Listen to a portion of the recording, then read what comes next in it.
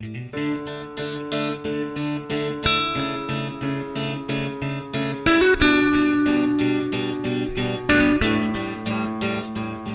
I interview people, I interview them on 5 different things. The first is analytical skills.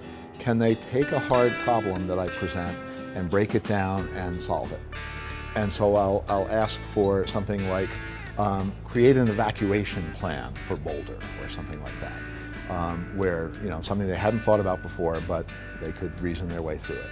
And I want to hear how they reason their way through it and that they come up with interesting ideas for how to solve it. The second thing I do is, specifically for product managers, is do they have a good sense of what users want and need in a given situation? So if they're designing their evacuation plan and they say, well, I think everybody should walk 5 miles, I'm going to say, they don't really have a good sense for how people in the real world actually are, and maybe that's not the kind of candidate we want for this position. The third thing is creativity. Can they come up with creative, new solutions to this problem that will serve them well in the future? The fourth one is communication. Can they communicate their ideas effectively? Can they reason well? Can they receive feedback well? Can I interact with them well? Can I understand their words, but can I understand their ideas? That's all very, very important in any position. And the last is this sort of intangible thing we call Googleness, but a lot of people call it the airport test. If you had to sit next to this person for an hour in the airport, would it be an enjoyable experience or would it be a horrible experience, right?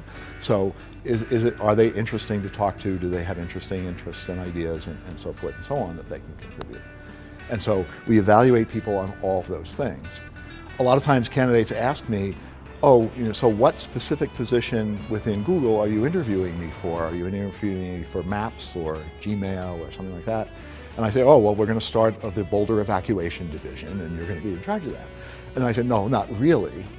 We're interviewing for those generic skills, and then we know that if you are good at those things, you will be applicable to any problem in the future, because we have no clue today what we're going to be doing 2 years from now. But we want to still hire good people and have them available to us to work with us in 2 years. And so we look for generic skills. We don't look for, have you studied C++ for 7 years, right? That's not so relevant. What's more relevant is what you can do in the future.